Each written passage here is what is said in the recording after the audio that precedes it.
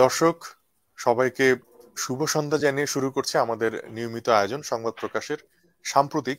আপনারা জানেন যে সাম্প্রতিকে আমরা সমসাময়িক ঘটনা নিয়ে আলাপ আলোচনা করে থাকি এবং আজকে যে বিষয়টি নিয়ে আমরা আলাপ করতে যাচ্ছি সেটি হচ্ছে সড়ক নিরাপদের দাবি সমাধান কি। আপনারা জানেন যে গত কয়েকদিন ধরেই আহ সড়কে যে বিশৃঙ্খলা চলছে এবং ময়লার গাড়ির ধাক্কায় একজন নটরডেম কলেজের শিক্ষার্থী তিনি মারা গেলেন, তার পরদিন আরেকজন সংবাদকর্মী মারা গেলেন এবং গতকাল রাতে আরো একজন শিক্ষার্থী এসএসসি পরীক্ষার্থী তিনি মারা গেলেন।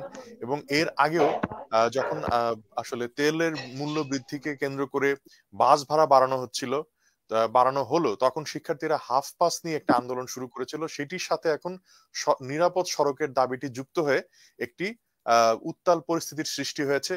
ঢাকা শহরে প্রায় প্রতিদিনই যারা এসএসসি এইচএসসি এবং অনার্সে পড়ছেন যারা এবং এমনকি হাই স্কুলের যারা শিক্ষার্থী তারাও আসলে রাজপথে নেমে আসছে এবং তারা আন্দোলন করছে।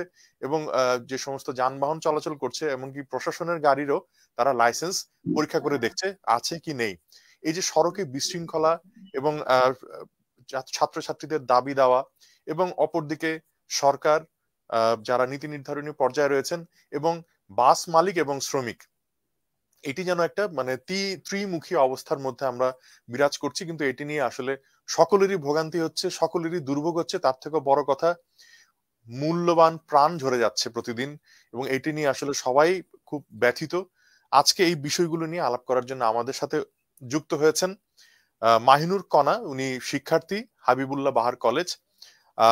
মোজাম্মেল হক চৌধুরী, মহাসচিব, যাত্রী কল্যাণ সমিতি, এবং এ কে সালমান, উনি সংবাদ প্রকাশের প্রতিবেদক। তিনি সারাদিনই আজকে এই সংক্রান্ত সংবাদ সংগ্রহে তিনি বিভিন্ন জায়গায় ছিলেন। আপনাদের তিনজনকে আমাদের স্টুডিওতে স্বাগত জানাই এবং আরো আমাদের সাথে যুক্ত হবেন আরো অতিথি, তারা যুক্ত হলে আপনাদের সাথে আমরা পরিচয় করিয়ে দেব। আমি প্রথমেই জানতে চাইবো যে হাবিবুল্লাহ বাহার কলেজের শিক্ষার্থী মাহিনুর কণা, আপনার কাছে, আপনি কি সক্রিয়ভাবে এই আন্দোলনের সাথে যুক্ত আছেন? যদি যুক্ত থাকেন তাহলে বলবেন যে আপনারা আসলে কিভাবে এই আন্দোলনটাকে ভেতর থেকে দেখছেন এবং আপনাদের যারা সহপাঠী এখন এই আন্দোলনটার সাথে যুক্ত আছেন তাদের মনোভাবটা কি, বা এই দাবি যদি আদায় না হয় তাহলে আপনারা আসলে কি করতে চান? ধন্যবাদ স্যার আপনাকে। আসলে স্যার, আমরা জেনেছি যে ইতিমধ্যে আমাদের কিছু স্টুডেন্ট ভাই বোন তারা উম, বিভিন্ন জায়গায় আপনার হ্যারাস হচ্ছে, অনেকে নিহত হয়েছেন। তো সেই পদক্ষেপে আমরা এই আন্দোলনে নেমেছি। আমাদের মূল দাবি হয়েছে নিরাপদ সড়ক এবং আহ আপনার হাফ পাস নিয়ে। তো এই নিয়ে আমরা এগোচ্ছি। আমি হাবিবুল্লাহ বাহার ইউনিভার্সিটি কলেজ থেকে আছি। আমি প্রথমত গত 4 দিন যাবত এই আন্দোলনের সাথে যুক্ত আছি এবং খুব সুষ্ঠুভাবে আমরা এই আন্দোলনে কার্যকলাপ আহ, ঠিকঠাক রাখছি। আমাদের মধ্যে থেকে যারা যারা এই কাজের মধ্যে যুক্ত আছে, আমরা কোনো রকম মানুষকে হয়রানি করছি না। আমরা সুষ্ঠুভাবে সম্পূর্ণ জিনিস সবকিছু দায়িত্ব নিয়ে এগোচ্ছি। আমাদের মূলত কাজগুলো হচ্ছে এখানে যেই কাজগুলো করা হয়, ফিটনেস চেক করা, যে সমস্ত গাড়ির লাইসেন্স ঠিক আছে কিনা। ইভেন আমরা প্রশাসনের যে গাড়ি বা যে যানবাহন গুলো রয়েছে সেগুলো আমরা যথাযথভাবে চেক করছি। আমাদের কাজগুলো এরকমই ছিল আহ আজকে অবধি। তো আজকে আমি রামপুরা হাজিপাড়া রোডে ছিলাম। তো সেখানেও আমাদের ডিউটি গুলো এরকমই ছিল, লাইসেন্স চেক করা এবং আমাদের সমাবেশটা ছিল হচ্ছে সড়ক নিরাপদ নিয়ে। জি, আপনি খুব একটা শব্দ বলেছেন, আমি শব্দটা নিয়ে আমি আলাপটা করতে চাই, সেটা হচ্ছে ডিউটি। ডিউটির বাংলা হচ্ছে আপনাদের দায়িত্ব, দায়। অথচ সড়কে এই সমস্ত বিষয়ে আহ পরীক্ষা নিরীক্ষা করার দায়িত্ব কিন্তু প্রশাসন বা পুলিশের, ট্রাফিক সার্জেনদের, কিন্তু তারা করছে না বলে আপনারা সেই দায়িত্বটা নিজেদের হাতে তুলে নিচ্ছেন। এবং আপনাদের যে দাবি দাওয়া গুলো রয়েছে সেগুলোর মধ্যে খুব 9টি দাবি দেওয়া রয়েছে।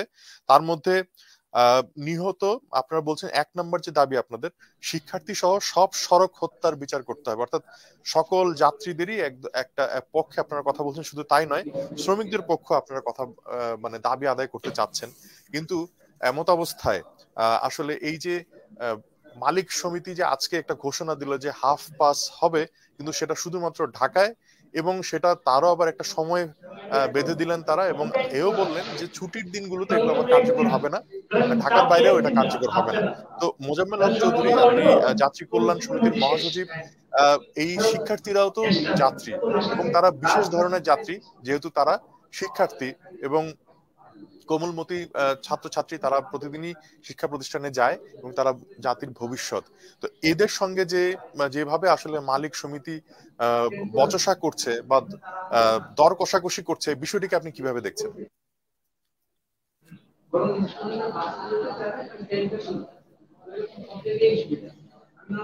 তো আসলে আপাদমস্তক সমস্যা। এখানে আমরা যে বিষয়টি লক্ষ্য করি, দীর্ঘদিন যাবত এখানে আইনের শাসন অনুপস্থিত থাকবার ফলে অরাজকতা, বিশৃঙ্খলা, ভাড়ানুরাজ্য এবং যাত্রী হয়রানি এমন এক মাত্রায় গিয়ে ঠেকেছে। এখন তরুণ প্রজন্ম আজকে যারা এই আন্দোলনে নেমেছে, তাদেরকে আমরা 2018 সালেও দেখেছিলাম, তারা আসলে এইসব অনিয়ম দেখতে অভ্যস্ত নয়। সে কারণে তারা নিজেরাই দায়িত্ব কাঁধে নিয়েছেন এবং তারা এই দায়িত্ব পালনের মধ্য দিয়ে সড়কে একটা শৃঙ্খলা কিভাবে প্রতিষ্ঠা করা যায় তা কিন্তু যারা দায়িত্ব পালনে গাফেলতি করছে, যারা দায়িত্ব পালনে অনিয়ম দুর্নীতিতে জড়িয়ে পড়ছে, তাদেরকে কিন্তু আঙ্গুল দিয়ে দেখিয়ে দিচ্ছে সড়কে আসলে শৃঙ্খলা প্রতিষ্ঠা কিভাবে করতে হয়। আমার যে বোনটি আমার আগে বললেন, ওনারা এই দায়িত্ব পালন করছেন, আসলে ওনাদের এই দায়িত্বটা তো এটা নয়। করোনার কারণে ওনারা আসলে পড়াশোনায় ক্ষতিগ্রস্ত হয়েছেন, এই সময় তাদের ক্যাম্পাসে থাকবার কথা, পাঠ শিক্ষায় মনোনিবেশ হওয়ার কথা। কিন্তু আমরা দেখতে পাচ্ছি যখনই স্কুল কলেজ খোলা হলো, এক লাফে বাসের ভাড়া বাড়িয়ে দেওয়া হলো, তখন তাদেরকে বাধ্য হয়ে হাফ পাসের দাবিতে রাস্তায় নামতে হলো। কেননা আমি কলেজে যাব, স্কুলে যাব, বাস যদি ছাত্রছাত্রীদের না নেয়, তখন তাদের আসলে যাওয়ার গন্তব্য কোথায়?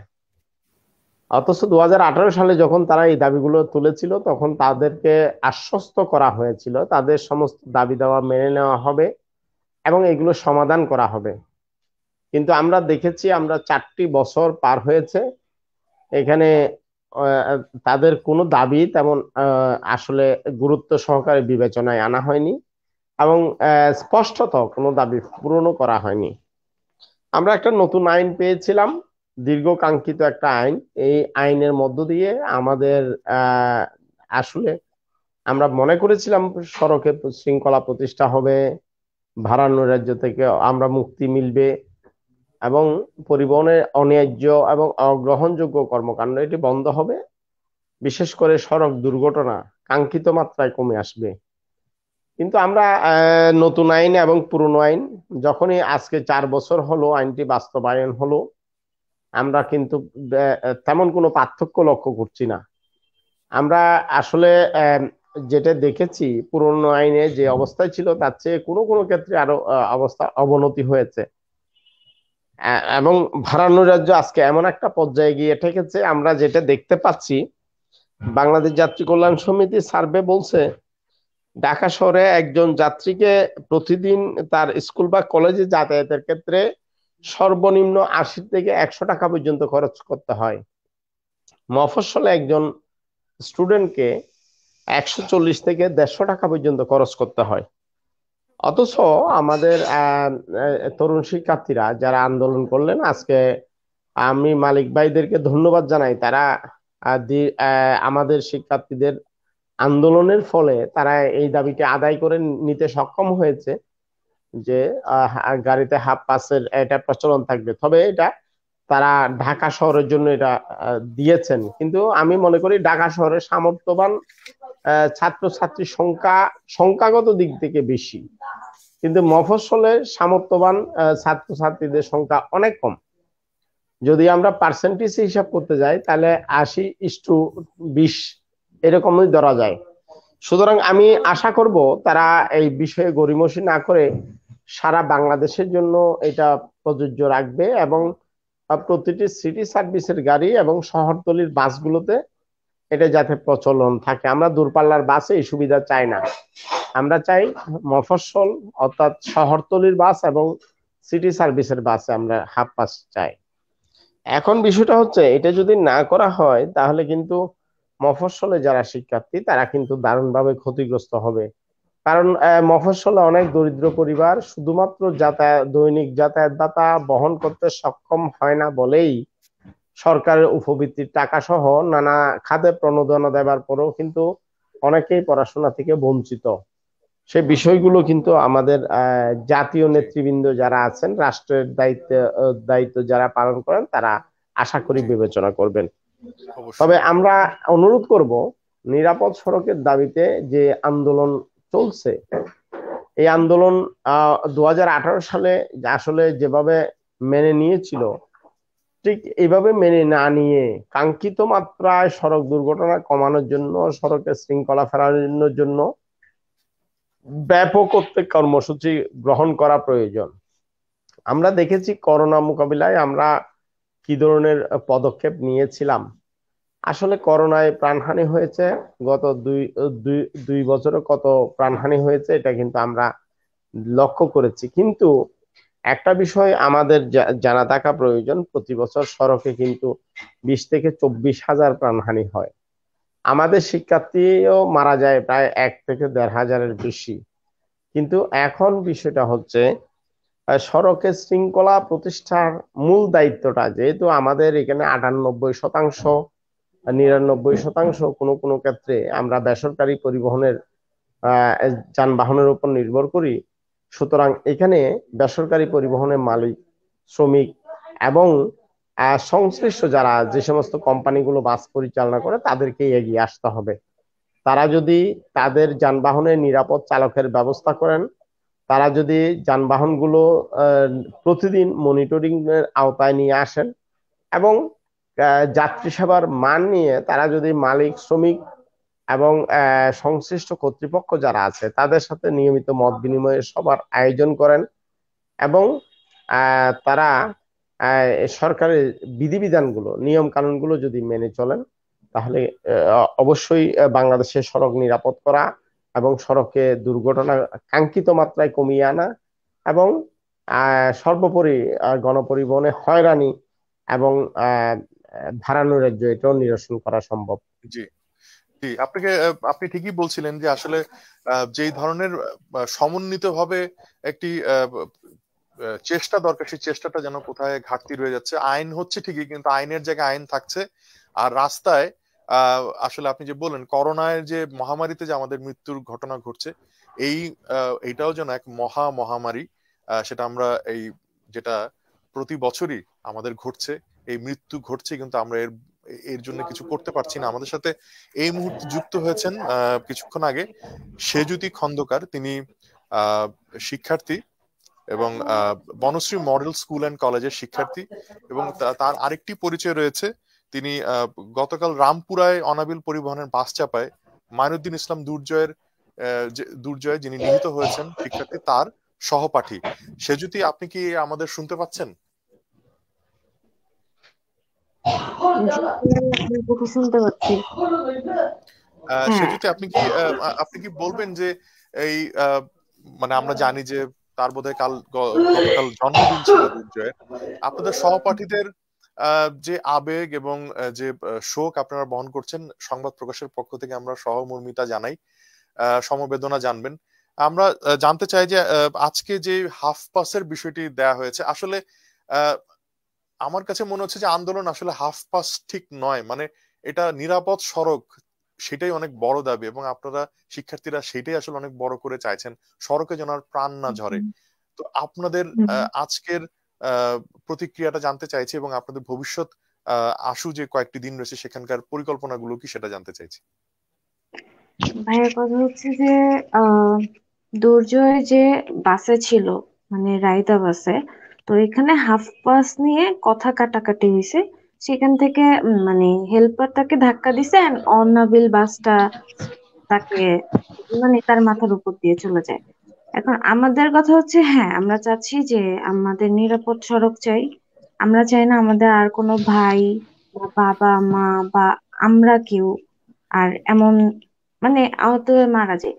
তো আমাদের কথা হচ্ছে যে,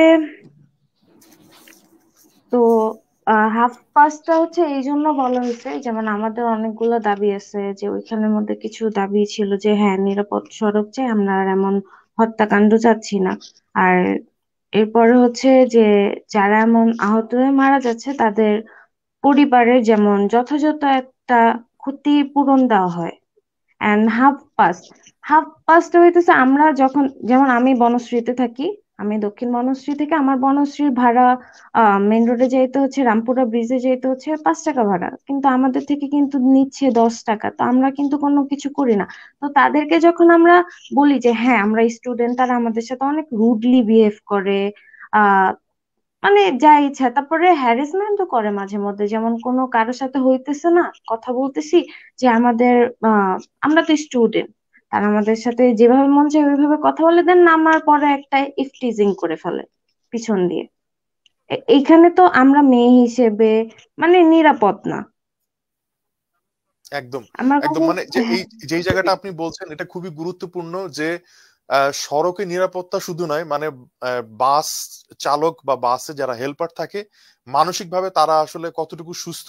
কারণ অধিকাংশ সময় আমরা পত্রপত্রিকায় দেখেছি যারা তারা নেশাগ্রস্ত থাকেন, এবং জি তাদের শিক্ষা দীক্ষার জায়গাটা যেহেতু কম, তারা সারাক্ষণই মানে এক ধরনের আহ, আহ, প্রতিপক্ষ ভাবতে থাকেন যাত্রীদের। এবং আপনারা যারা বললেন যে নারীদের জন্য তো একেবারেই বাস নারী বান্ধব নয়, এটা তো একেবারে প্রতিদিনকার প্রাত্যহিক যে আহ, আহ, আমাদের দৈনন্দিন যে অভিজ্ঞতা, সেখান থেকে নারীরা খুব ভালোভাবেই বোঝেন, এবং যারা সচেতন মানুষ তারাও বোঝেন। কিন্তু এই বিড়ালের গলায় ঘন্টা পরাবে কে, মানে এই যে এই বাস চালক এবং হেল্পারদের যে আহ, বৈশিষ্ট্য, সেই বৈশিষ্ট্যের ভেতর এই পরিবর্তনগুলো আসলে ঘটাবো কি করে আমরা, সেটা নিয়ে একটা আমাদের সুদূর প্রসারী পরিকল্পনার ভেতর দিয়ে আসতে হবে। আমাদের সাথে যুক্ত আছেন আমাদের রিপোর্টার AK সালমান। উনি আজকে বিভিন্ন জায়গায় ছিলেন আপনাদের এই আন্দোলনে, এবং আজকে যে BRTA কার্যালয়ের সামনে আন্দোলন হয়েছে, এবং উনি গত কয়েকদিন ধরে এই আন্দোলনের বিষয়টি ফলো করছেন। তো সালমান, আপনার কাছে আমি আসতে চাইবো। সালমান, আমাদের বলুন খুব সংক্ষেপে যে শিক্ষার্থীদের ভেতর আপনি আসলে কোন জায়গাটা নিয়ে বেশি আক্ষেপ দেখেছেন, হাফ পাস না নিরাপদ সড়ক? আমার তো মনে হয় নিরাপদ সড়ক নিয়ে আসলে শিক্ষার্থীরা অনেক বেশি, যেহেতু 2018 সালের একবার ঘটনা ঘটেছে, আবারও তাদের রাস্তায় নামতে হয়েছে। আপনি শিক্ষার্থীদের সাথে মিশেছেন এই কয়দিন, আপনি তাদের কেমন মনোভাব দেখেছেন? আসলে প্রথমে শিক্ষার্থীদের যে আন্দোলনের প্রেক্ষাপট আমরা দেখেছি মূলত নিরাপদ সড়কের কারণে কিন্তু শিক্ষার্থীদের এই আন্দোলন। আজকে আমরা দেখি প্রথমে শিক্ষার্থীরা যেটাই দাবি করে আমাদের কাছে, সর্বপ্রথম বলে যে আসলে আমরা রাস্তায় যখন চলতে যাই তখন কিন্তু আমরা নিরাপদ সড়ক পাই না, হয়তো কোনো না কোনো গাড়ি এসে আমরা আতঙ্কে থেকে আমাদের লাগিয়ে দিবে বা আমাদের এই অ্যাক্সিডেন্ট করে নিহত করার এরকম কোনো কিছু থাকে। বা বিশেষ করে মেয়ে শিক্ষার্থী যারা আছেন তাদের কাছে সবচেয়ে বেশি আমরা অভিযোগ পেয়েছি, এবং তারা বলছেন যে বারবার আমরা যখন গাড়িতে উঠি বা আমরা গাড়িতে উঠার সময় প্রথমে আমরা যে হেল্পার থাকে তার দ্বারা আমরা শারীরিকভাবে লাঞ্ছিত বা তার দ্বারা হচ্ছে ইপটিজিং এর শিকার হচ্ছি। দ্বিতীয়ত হচ্ছে আমরা যখন নামার সময় বা আমরা যখন নামবো তখন আবার ড্রাইভারের দ্বারা ইপটিজিং এর শিকার হচ্ছি। এই বিষয়টা কিন্তু একেবারেই কেউ এখনো পর্যন্ত স্পর্শকাতর যে বিষয় ইফটিজিং সেটি কিন্তু এখনো পর্যন্ত কেউ আলোচনায় নিয়ে আসেনি। পাশাপাশি আমরা দেখছি যে নিরাপদ সড়কের পাশাপাশি শিক্ষার্থীরা দাবি করছেন যে যেহেতু শিক্ষার্থী তারা, সেই প্রেক্ষিতে তাদের দাবি হচ্ছে প্রত্যেকটি শিক্ষার্থী থেকে যেন হাত বাড়ানো হয়। এটা নিয়ে হয়তো বেশ কয়েকদিন যাবত শিক্ষার্থী এবং বাসের যে কন্ট্রাক্টর যারা আছেন বা হেল্পার যারা আছেন তাদের সাথে বাকবিতণ্ডা হচ্ছে বেশ কয়েকদিন ধরে আমরা দেখছি।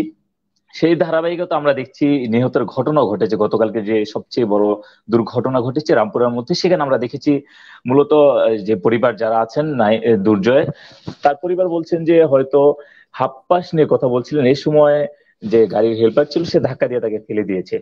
মূলত এই এটা যে তো হাফ হত্যা, পাসের যে বিষয়টি, এটা তো এটি আমরা হত্যার শামিল।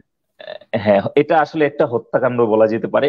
কারণ একদম স্পেসিফিক ভাবে তাকে গাড়ি থেকে ধাক্কা দিয়ে ফেলে দেওয়া হয়েছে এবং পিছন থেকে আরেকটি গাড়ি এসে তার মাথার উপর দিয়ে উঠে গিয়েছে, অর্থাৎ বর্ণনা অনুযায়ী তার মাথার যে চোখের উপরের অংশ সেটি কিন্তু একদম মাটির সাথে মিশে গিয়েছে এবং তার চেহারা বিকৃত হয়ে গেছে। ঠিক এই অবস্থা আমরা যখন তাদের সাথে কথা বললাম, শিক্ষার্থী যারা ছিল তখন তারা বলছে হয়তো সে যখন পড়ে গিয়েছে আরেকটি গাড়ি এসে কিন্তু তাকে সেখানে ব্রেক করে তাকে বাঁচানো যেত বা তার অতটা আহত হতো না। কিন্তু সেখানে যদি নিরাপদ সড়ক হতো তাহলে কিন্তু এই দুর্ঘটনা ঘটতো না। কারণ শিক্ষার্থীরা আমরা বলছিলাম আসলে আপনারা যে নিরাপদ সড়ক চাচ্ছেন তাহলে কিভাবে লেনগুলো হওয়া উচিত। তো তারা বলছিল যে মূলত প্রথমে থাকবে বাস বা গণপরিবহনের যে লেন সেটি থাকবে, কারণ সাধারণ মানুষ রাস্তার পাশ দিয়ে যাবে, সেখানে লেনে নামবে। তারপর আস্তে আস্তে অ্যাম্বুলেন্স বা ইমার্জেন্সি লেন, এরপর মোটরসাইকেল রিক্সা বা সিএনজি লেন, সেই জায়গাগুলো থেকে আমরা শিক্ষার্থীরা দেখলাম যে মূলত যে আসলে নিরাপদ সড়ক হওয়ার জন্য যেই যে যা যা করণীয় দরকার শিক্ষার্থীরা কিন্তু সেই বিষয়গুলো দেখিয়ে দিচ্ছে বারবার। এবং আরেকটা বিষয় হচ্ছে শিক্ষার্থীরা বারবার আমরা দেখেছি রামপুরা ব্রিজের আজকে বেশ কয়েকজন আইন শৃঙ্খলা বাহিনী তাদের কাছে তাদের লাইসেন্স চেয়েছিল এবং তাদের যে ড্রাইভিং লাইসেন্স সেটি কিন্তু বেশ কয়েকজনের কাছে পায়নি। তার কারণে কিন্তু তারা মামলা খেতে হয়েছে। এই যে তারা বলছে আইন শৃঙ্খলা বাহিনীর হাতে যখন ড্রাইভিং লাইসেন্স আমরা দেখছি না, তার মানে হচ্ছে সেও নিরাপদ না। সে যে সড়কে চলাচল করছে সে হয়তো হয় কোনো একটা মানুষকে মেরে দিয়ে যেতে পারে, তখন তাকে কিভাবে শনাক্ত করা যেতে পারে?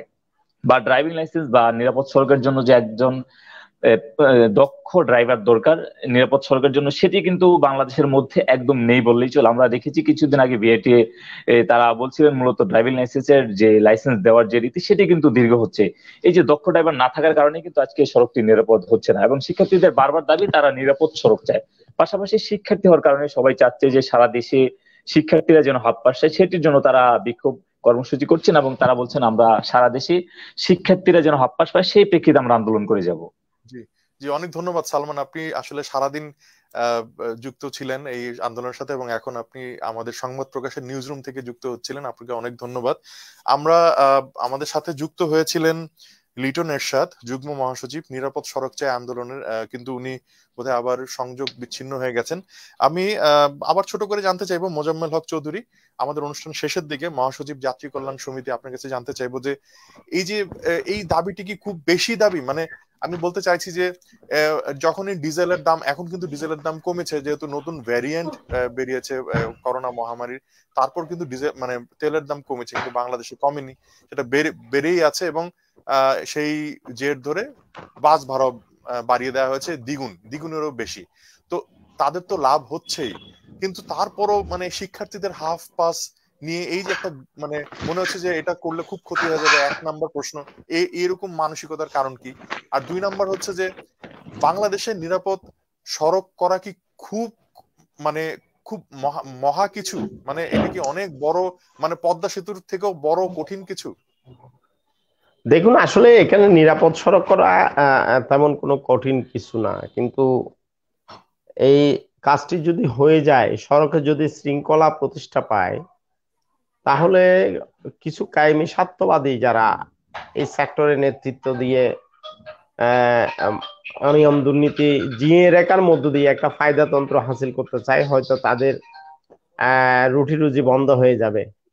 এবং এখানে দুর্বৃত্তায়ন রাজনীতি, আমাদের যে দুর্নীতিবাজ কিছু রাজনীতিবিদরা আছেন যারা মালিকদের পকেটে ঢুকে পড়েন সব সময়, তাদের কিন্তু ধান্দাবাজি বন্ধ হয়ে যাবে। ফলে এই কাজটি তারা সব সময় এটার বিপক্ষে ছিল। এবং আমরা সময়ে সময়ে দেখেছি যখনই আইনের শাসন প্রতিষ্ঠা করতে চায় তখন কিন্তু তারা বাধা হয়ে দাঁড়ায়, তারা আমাদের কথিত শ্রমিক ভাইদের ব্যবহার করেন।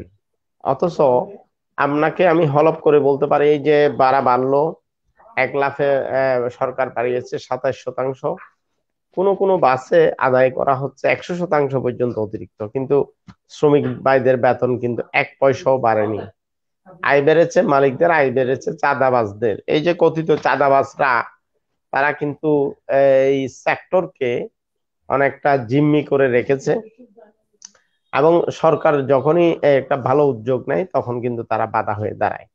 এই কারণে আমি মনে করি সরকার তাদের চেয়েও শক্তিশালী, কিন্তু এখন এখানে একটা রাজনৈতিক কমিটমেন্ট দরকার। আমরা বর্তমান সরকারের নির্বাচনী ইশতেহারে দেখেছিলাম তারা নিরাপদ সড়ক দেবার কথা বলেছিলেন, সেই অঙ্গীকারনামা রয়েছে।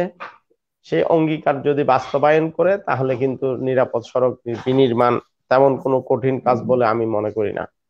আর আপনি যেটা বলেছেন প্রথম প্রশ্নে, সেটা হলো যে তেলের দাম বিশ্ববাজারে কিন্তু এখন একেবারে কমে এসছে, কিন্তু কমে আসলেও বাংলাদেশে কিন্তু কমানোর তেমন কোনো নজির নেই। আমরা দেখেছিলাম করোনা মহামারীর সময়ে বিশ্ববাজারে একেবারে জ্বালানি তেলের দাম তলানিতে নেমে এসেছিল, তখনও কিন্তু বাংলাদেশে কমানো হয়নি। আমরা দেখেছিলাম ব্যাট কর সহ প্রায় 63,000 কোটি টাকা তারা মুনাফা করেছে, আয় করেছে। কিন্তু একটি মাস 5টি মাস যেতে না যেতেই তারা কিন্তু তেলের দাম বাড়িয়ে দিয়েছে। কিন্তু এখানে যে সুশাসনটি অনুপস্থিত সেটা হলো বিশ্ব জ্বালানি তেলের দাম বাড়তি দামে কিন্তু আন্তর্জাতিক বাজার থেকে কিনে আমরা কথায় কথায় ভারতের উদাহরণ দেই, ভারতে পাচারের অজুহাত দিয়ে আমরা বাংলাদেশের দাম বাড়াই। কিন্তু বাংলাদেশে দাম বাড়ানোর পরও বাংলাদেশে ডিজেল বিক্রি হচ্ছে 80 টাকায়, ভারতে এখনো পর্যন্ত 124 টাকায়। কিন্তু ভারতের যদি আমরা লক্ষ্য করি, ভারতে সিটি সার্ভিসের বাসের ভাড়া কিন্তু এখনো 1 টাকা 15 পয়সা প্রতি কিলোমিটার, বাংলাদেশে 2 টাকা 15 পয়সা। আর আন্তজেলা দূরপাল্লাতে বাংলাদেশে ভারতে এখনো 2 টাকা 15 পয়সা, বাংলাদেশে 7 টাকা 15 পয়সা। অর্থাৎ যদি আমরা এটা লক্ষ্য করি তাহলে আমরা দেখতে পাই ভারত আমরা এখনো পর্যন্ত 124 টাকায় ডিজেল বিক্রির পরেও ভারত কিন্তু ভাড়া বাড়ায়নি, পাকিস্তান ভাড়া বাড়ায়নি, নেপালে ভাড়া বাড়ায়নি, এবং আশেপাশের অনেকগুলো দেশে ভাড়া বাড়ায়নি। কারণ তারা দেখেছে করোনার সংকটের কারণে তাদের দেশে বাসের ট্রিপ কমে গেছে। কিন্তু বাংলাদেশে আমাদের যারা মালিক ভাইরা তারা কিন্তু ভাগ্যবান, এখানে কিন্তু ট্রিপ কমেনি। এখানে বাসের জন্য শত শত যাত্রী স্টপেজে দাঁড়িয়ে থাকে। আর পৃথিবীর বিভিন্ন দেশে আমরা দেখি অর্ধেক যাত্রী নিয়ে বাস যাতায়াত করে, 5 জন যাত্রী নিয়ে যাতায়াত করে, 7 জন যাত্রী নিয়ে যাতায়াত করে, সেখানে কিন্তু লাভবান হয়। কিন্তু আমাদের এখানে মূলত এখানে আমরা যে বিষয়টি লক্ষ্য করি, যেগুলো অনিয়ম দুর্নীতির মধ্য দিয়ে যে সেক্টর গড়ে উঠেছে, এখানে কিন্তু মানুষের অভিশাপ রয়েছে। সেই কারণে তারা আয় রোজগার করেন কিন্তু বরকত পান না। ফলে আমরা যে বিষয়টি লক্ষ্য করি, তারা কিন্তু সবসময় বলে থাকেন তাদের বাদুরজোলা হয়ে মুড়ির টিন করে বাস চলার পরেও তারা তাদের লাভবান হতে পারেন না। অথচ আমরা একটা বিষয় দেখেছি, বাসের ভাড়া নির্ধারণের ক্ষেত্রে 70% গড় বোঝাই ধরে ভাড়া নির্ধারণ করা হয়েছে। অর্থাৎ 30% আসন খালি রাখা হয়েছে। এই 30% খালি আসনের ভাড়াও কিন্তু 70% যাত্রীরা পরিশোধ করেছে। এখন তারপরেও ওই 30% আসন, একটি আসনও কিন্তু ঢাকা শহরে খালি রাখা হয় না, ওই আসনগুলো তো যাত্রী বোঝাই করা হয়।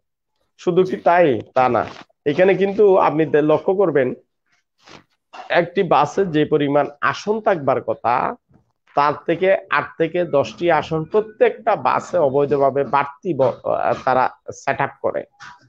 ফলে আমরা বাসে আরামদায়ক ভাবে বসতে পারি না, বসতে গেলে হাঁটু লেগে যায়, অন্যজনের শরীরের উপর আমার শরীর উঠে যায়। এই যে নারকীয় পরিবেশ, এই পরিবেশের মধ্যে আমরা যাতায়াত করি। একদিকে 30% খালি আসন নিয়ে যাতায়াত করবার কথা, ওই 30 আসনে যাত্রী নিচ্ছে, আবার 8 থেকে 10টি অতিরিক্ত আসন। আচ্ছা, তারপরেও কি এটাই শেষ? না, এখানে কিন্তু 10 থেকে 15 জন যাত্রী, কোন কোন বাসে 30 জন পর্যন্ত যাত্রী দাঁড়িয়ে যাতায়াত করে। দাঁড়িয়ে যাতায়াত করার যাত্রীগুলো তারা তো আসন বিবেচনায় ভাড়া নির্ধারণ করা হয়নি।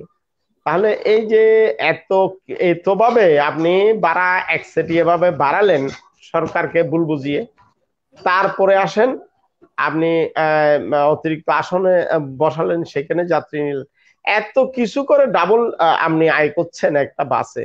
তারপরেও আমাদের ছাত্র ভাইদের 2 থেকে 5 জন আমরা দেখি হাফ বাসের যে যাত্রী আমরা দেখি বাসে, কোনো বাসে দেখা যায়। আসলে বাংলাদেশে তো পরিবহন সংক্রান্ত যারা সিদ্ধান্ত গ্রহণ করেন তারা তো প্রকৃতপক্ষে বাসে চড়েন না। আমাদের মালিক নেতা বলি, শ্রমিক নেতা বলি, অথবা সরকারের আমলা বলি, তারা তো বাসে চড়েন না। আমরা তো বাসে চড়ি। আমরা প্রকৃতপক্ষে দেখি একটি বাসে কোনো সময় 3 জন, কোনো সময় 2 জন, আবার কোনো বাসে কিন্তু শিক্ষার্থী পাইও না আমরা। কিন্তু তারা বলছেন এত হাজার হাজার শিক্ষার্থীদেরকে আমরা পাস দেব কেন? আমি দেখি অনেক সামর্থ্যবান ছেলে পেলে আছে যা তারা কিন্তু হাফ পাস চাইও না। কিন্তু হাফ পাস যার জন্য একান্তই প্রয়োজন, হয়তো কিনে তারা চাইবেন। দাবি করে নিতে চায়। অনেকে তো এখ- রিক্সায় করে যাচ্ছেন, নিজস্ব গাড়ি অনেকে আছে রিক্সায় তারা যাচ্ছেন, যাচ্ছেন, অনেকে নিজস্ব পায়ে গাড়িতে হেঁটে যাচ্ছেন, যাচ্ছেন। হ্যাঁ পায়ে হেঁটে যাচ্ছেন, যার যেরকম সামর্থ্য আছে তারা কিন্তু সামর্থ্য অনুযায়ী যাচ্ছেন। সেটাই। কিন্তু যার সামর্থ্য নেই, এই যে আজকে আমরা দেখেছি চট্টগ্রামে নিউ মার্কেট মোড়ে যে যে শিক্ষকটাকে 3 টাকা বাড়ার জন্য বাসের নিচে ফেলে দেওয়া হলো, এখন জীবন মৃত্যুর সাথে পাঞ্জা লড়ছে। আজকে আমরা র্যাবকে ধন্যবাদ জানাই, আপনার মাধ্যমে র্যাব এই মামলা একটি আমলে নিয়েছে এবং এই মামলায় 3জন আসামিকে গ্রেপ্তার করেছে। কিন্তু এখন আমরা দেখতে পাই সরকার বাড়িয়েছে একরকম, মালিকরা আদায় করছে আদায় তার করছে চেয়ে আরো অনেক। 3-4 গুণ বাড়তি। ফলে সেটাই। বাড়তি এই ভাড়াটা যখন তালিকায় আমরা মিলাতে যাই, দেখি সরকার কোনো 6 কিলোমিটার পথে ভাড়া বাড়িয়েছে 6 2 12 টাকা 13 টাকা, কিন্তু আর ওই 6 কিলোমিটার পথে আদায় হচ্ছে 30 টাকা 40 টাকা। কোনো 2 কিলোমিটার পথের সরকার নির্ধারিত ভাড়া হয় 5 টাকা বা 60 টাকা, এখন 2 কিলোমিটার পথে সরকার বাসে আদায় হচ্ছে 20 টাকা 25 টাকা। এখন শুধু কি তাই, এখন প্রতিবাদ করলে হয়তো কোনো যাত্রীর চোখ উপড়ে ফেলা হচ্ছে, কাউকে ধাক্কা দিয়ে গাড়ি থেকে নামিয়ে দেওয়া হচ্ছে, কাউকে বাসের চাকার নিচে পিষ্ট করা হচ্ছে। আসলে এগুলো অমানবিক। আমি মনে করি এই এই সমস্ত অনিয়ম, এই সমস্ত হয়রানি, এই সমস্ত যে ন্যাক্কারজনক কাজগুলো যারা করছে, জি। তারা শ্রমিক নামের দুর্বৃত্ত, তাদের বিরুদ্ধে যথাযথ ব্যবস্থা নেওয়া প্রয়োজন এবং এই ধরনের অনিয়ম এবং হয়রানি জি, বন্ধ জরুরি হওয়া উচিত। ভিত্তিতে বন্ধ করে এই একদম। সেক্টরে সুশাসন নিয়ে আসা জি প্রয়োজন। তা না হলে জি আমাদের শিক্ষার্থী ভাইরা যে আন্দোলন নেমেছে সেটি সারা বাংলাদেশে সম্প্রসারিত হতে পারে এবং এই আন্দোলন দীর্ঘায়িত হতে পারে। যে এই আন্দোলন থামানো কিন্তু খুব একটা মানে খুব কষ্টকর কিছু নয় সরকারের জন্য। সরকারের সিদ্ধান্ত, রাজনৈতিক সিদ্ধান্ত, এবং তারা যদি বাস মালিক এবং শ্রমিকদের বোঝাতে সক্ষম হয় যে না, এটা এইভাবেই হতে হবে এবং লেন এইভাবে থাকবে, সড়কের নিরাপত্তার জন্য নির্দিষ্ট নিয়ম কানুন মেনেই চলতে হবে, তাহলে কিন্তু এটা কঠোরভাবে যদি পুলিশ প্রশাসন এবং সার্জন যারা থাকে রাস্তায় তাদের যদি নির্দেশনা থাকে, তাহলে আমারও মনে হয় আপনাদের মতো যে এটা সম্ভব। আমরা অনুষ্ঠান একেবারে শেষের পর্যায়ে, মাহিনুর কণা আপনার কাছে আসবো, এক লাইনে বলবেন যে আপনারা যেই হাফ পাসের বিষয়টি সেটি তো আপনারা প্রত্যাখ্যান করেছেন, আপনাদের কালকের কর্মসূচি বা আপনারা আসলে কোন জায়গাটা নিয়ে আন্দোলনটা জারি রাখতে চান, যেহেতু আপনারা প্রত্যাখ্যান করেছেন এই হাফ পাসের বিষয়টি। জি স্যার, কণা। আমরা আগামীকাল ইনশাল্লাহ রামপুরা হাজিপাড়াতে আবার আন্দোলন করব। কেননা আমরা এই যে আমার যেহেতু কলেজ হাবিবুল্লাহ বাহার ছিল, তো গত 3 দিন আমরা শান্তিনগর মোড় থেকে কাকরাইল মোড় পর্যন্ত এবং বেলি রোডের মোড় পর্যন্ত আমাদের আন্দোলনগুলো ছিল। সেখানে বিভিন্ন কলেজের স্টুডেন্টরা ছিল। তো গত 3 দিনে আমাদের জন্য আমাদের ট্রাফিক পুলিশ যারা কাজে ছিলেন, লিপ্ত ছিলেন, তারা বলেছে যে তাদের ওখানে নাকি সমস্যা হচ্ছে, আমরা নাকি হয়রানি করছি। তো সেই জন্য তারা আমাদের বিরুদ্ধে আমাদের কলেজে বিভিন্ন রকম কথা তুলেছেন। তো সেই জন্য আমরা গতকাল সিদ্ধান্ত নিয়েছি, যেহেতু যেখানে আমাদের অ্যাক্সিডেন্ট হয়েছে আমরা সেখানেই আমাদের কলেজ থেকে, ইভেন পার্শ্ববর্তী যত কলেজ আছে সেখান থেকে শিক্ষার্থীরা আমরা সবাই হাজিপাড়া আমরা ওইখানে আন্দোলন করব এবং আমরা সুষ্ঠুভাবে এবং যেন কোনো জনমানবের ক্ষতি না হয় এবং তারা যেন হ্যারেস না হয়, সেই দিকে খেয়াল রেখে আমরা আমাদের কর্তব্য পালন করব। ধন্যবাদ স্যার। বুঝতে পেরেছি। আপনাকে অনেক ধন্যবাদ। সেজুতি খন্দকার, আপনার কাছে আমরা আপনার কাছ থেকেই শেষ করব অনুষ্ঠানটি। জানতে চাইছি যে এই আন্দোলন যে আপনারা করছেন, আপনাদের অভিভাবক এবং আপনাদের শিক্ষক তাদের প্রতিক্রিয়া কি, সংক্ষেপে যদি বলতেন সেজুতি। আমাদের অভিভাবক, এখন এই জায়গাটা আমিও হইতে পারতাম, তখন আমার ফ্যামিলি মেম্বার যেমন আমাকে সাপোর্ট করবে তেমনই করতেছে, আমাদের স্যার ম্যাডামরাও আমাদের তেমনই সাপোর্ট করতেছে। তারা জানে তারা তাদের ছাত্র বা তাদের ছেলেকে হারাইছে, সেই জন্য আমাদেরকে বলাইছে, মানে আমাদেরকে তারা কোনো কিছু বলতেছে না। আমার ফ্যামিলি আমাকে না করে নাই, আমারই ভাই লাগে, আমার আমার সাথে পড়তেছে, আমার সাথে ও এসএসসি পরীক্ষা দিছে। তো আমাদের সামনে রেজাল্ট দেওয়ার কথা, এই ইয়ারে আমাদের রেজাল্ট দেওয়ার কথা, আর এর মধ্যে এই এত কিছু হয়ে গেছে। আর ওর বাবা অনেক মানে, ওর বাবা চা বিক্রি করে, মানে চায়ের দোকান আছে। সো ওর বাবা জাস্ট ওর ব্রেনটা ধরে বলতেছিল যে বাবা তোকে আমি সবচেয়ে ভালো কলেজে পড়াবো, তুই উঠ আমার সাথে কথা বল। তো ওই হিসেবে আমাদের বাবা মা আমাদের কোনো কিছু বলতেছে না, মানে কোনো না করতেছে না। আমরা বলছি আমাদের ভাই যাদের কোনো সমস্যা থাকে তারা আসবে না, আর যাদের কোনো সমস্যা নাই তারা আন্দোলনে আসতেছে। আর যতদিন না আমাদের দাবিগুলো মানা হবে ততদিন আমরা রাজপথ ছাড়বো না, এটা হচ্ছে আমাদের কথা। আর আর ভাই আরেকটা কথা হচ্ছে যে আমরা যখন বাস থেকে নামি, মানে এটা বলতে চাইছিলাম তখন, যে আমরা যখন বাস থেকে নামি তখন মানে স্লো থাকে কিন্তু বাসটা কোনোদিন থামানো হয় না। না। সবসময় চলতি বাস থেকে আমাদের বলে যে বাম পাটা দিয়ে হুম, নেমে যান। হুম, কোনোদিন যদি একদম আমরা পাটা স্লিপ খেয়ে মানে পড়ে একদম যাই বা কোনোভাবে আঘাত পাই তখন কি হবে, কোনোদিন তারা এটা চিন্তা করে না। এটা কিন্তু মাঝে মধ্যে আমরা অনেক ভয় পাই। মাঝে মধ্যে আমরা একদম বাসে উঠতে ভয় পাই। তো এই জিনিসটা মানে নোটিস করা দরকার। নিয়ম আর থাকা হচ্ছে উচিত সেটাই, মানে এক জায়গায় থামবে, হ্যাঁ, বাস বাস থামার পর থামবে, তারপর আর যাত্রীরা নামবে। কোনোদিন থামবে না। হ্যাঁ সেটাই। আর হইতেছে কিছু কিছু, যেমন আমরা আজকে যখন লাইসেন্স চেক করতে গেছি তখন দেখতেছি লাইসেন্সের তো একটা কার্ড থাকে, নির্দিষ্ট একটা কার্ড থাকে আমার জানা মতে। তো তারা একটা কাগজের মধ্যে লেখা নাম সবকিছু লেখা আর নিচে একটা স্টাম্প স্টাম্প মারা।